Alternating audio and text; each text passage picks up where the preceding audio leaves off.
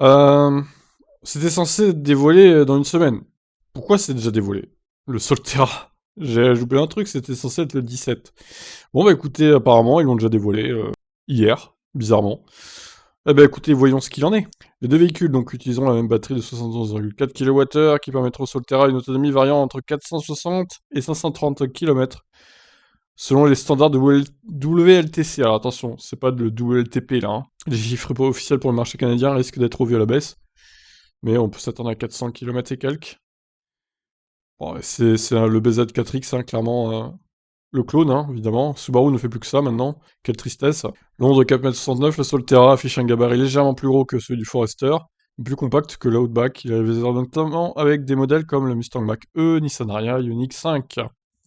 Malgré une allure plutôt osée, le Subaru Solterra ne réinvente rien en matière de design, même qu'on lui reconnaît tout de suite quelques airs de famille avec les autres modèles de la marque aux 6 étoiles. Sa suspension relevée, ses tours d'ailes en plastique et ses longerons de toit lui confèrent une allure aventurière qui n'est pas étrangère à celle de modèles existants. À l'intérieur, le choc est un peu plus grand, le Solterra adopte un grand écran tactile au centre de sa console. Sous l'écran, tous les boutons semblent être de type tactile, alors qu'on aperçoit aussi une instrumentation nécessairement numérique derrière le volant. La présentation de Subaru ayant été faite au Japon, certaines informations concernant le marché canadien demeurent à être confirmées. Or, Subaru prévoit de commercialiser un Solterra d'entrée de gamme à deux roues motrices et un modèle optionnel muni d'un rouage intégral. Donc 4 roues motrices. Cette décision a de quoi surprendre considérant que la quasi-totalité des modèles Subaru sont habituellement livrés avec une traction intégrale de série. C'est vrai que c'est étonnant, ouais. Si le Subaru Solterra sera présenté pour une première fois en Amérique du Nord à mi-novembre dans le cadre du Salon de l'Auto à Los Angeles. Des détails propres au marché nord-américain seront alors annoncés. Bon, voyons les quelques photos. Alors, est-ce qu'il y a un panneau solaire, du coup c'est la question qu'on peut se poser. J'en vois pas, hein, personnellement.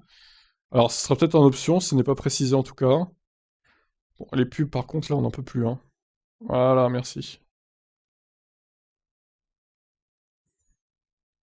A priori, il n'y a pas de panneau solaire. Dommage. C'est un peu dommage pour un véhicule qui s'appelle Solterra, quand même. Ah, votre site, nos amis canadiens, votre site guide AutoWeb, il est chiant à niveau pub. En plus, on doit désactiver AdBlock. Sinon, eh bien, on peut pas y accéder, tout simplement. Mais bon, faut bien qu'il se rémunère, hein, ma foi. Ouais, bon, bah, pas de surprise, hein, c'est un clone du BZ4X.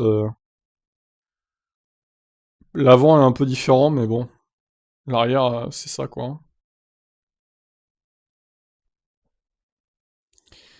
Eh bien, ma foi, je vous laisse réagir suite à ce Subaru Solterra EV. Qu'est-ce que vous en pensez? Ciao.